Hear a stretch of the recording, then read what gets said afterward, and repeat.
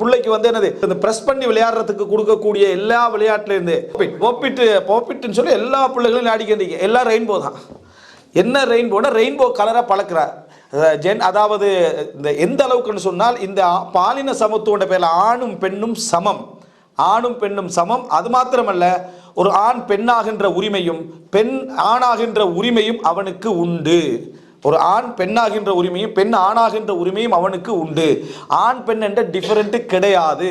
ஒரு ஒரு ஒரு ஒரு முஸ்லிம் அதாவது பிரதேசத்தில் அதை ஒரு ஒரு அந்த ஃபாரின்ல ஒரு முஸ்லீம் பிரதேசத்தில் வாழக்கூடிய, அதாவது முஸ்லீம்களுடைய அந்த சமுதாயங்கள் இருக்கக்கூடிய இடத்துல வாழக்கூடியவர் ஃபோன் பண்ணி கேட்குறாரு, எனக்கு வந்து பக்கத்தில் பள்ளி இல்லை, இங்கே ஸ்கூல் இருக்குது, நல்லா படிக்கிறதுக்கான ஸ்கூலெல்லாம் இருக்குது, தூரத்தில் தான் பள்ளி இருக்குது. இப்போ நான் இந்த இடத்துல ஸ்கூலுக்காக வேண்டி இங்கே இருக்கிறதா பள்ளிக்காக நான் அந்த தூரத்துக்கு மாறிடுறதான்னு சொல்லுங்கள். விளக்கம் என்னென்னா, பிள்ளைகள் எல்லாம் வந்து இந்த என்ன பாலின சமத்துவம் என்ற பேரில் வந்து 5 வயசில் 6 வயசுல எல்லாம் என்ன செய்கிறாங்கன்னு சொன்னால் ஆடை இல்லாமல் விளையாட விட்றாங்களா, ஸ்கூலில் ஆடை இல்லாமல் விளையாட விடுறாங்களா. வந்திருக்கக்கூடியவர் என்ன இந்த மாதிரி திருமண முறையில் மாற்றம் ஏற்படுத்தி அழகான சொல்லுவாங்க, விபச்சாரத்துக்கு திருமண முறையில் மாற்றத்தை இந்த சமுதாயத்தில் தோற்றுவிக்கணும் புரட்சி சிந்தனையாளர் விளங்கிட்டா, அவர் தான் இப்போ பிரின்சிபலை வந்திக்கிறாராம். அப்படி என்று சொல்லி இதனால் நான் பள்ளியை செலக்ட் பண்ணி அங்கே போகிறதா ஸ்கூலுக்காக வேண்டி நம்ம இங்கே இருக்கிறதான்னு சொல்லி இந்த மாதிரி ஒரு கேள்வி கேட்கக்கூடிய அளவில்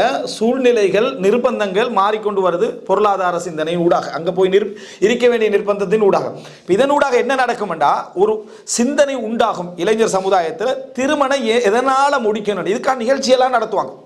இன்றைக்கு தமிழ் நிகழ்ச்சிகளெல்லாம் நீங்கள் பார்த்தீங்கன்னா அதை வாதமாக போடுவாங்க, அதை அவர் வாதிக்க வைப்பாங்க. வாதிக்க வச்சு முடிவு வந்து வளமையான சமூக கலாச்சாரத்தில் முடிவை தான் சொல்லுவாங்க.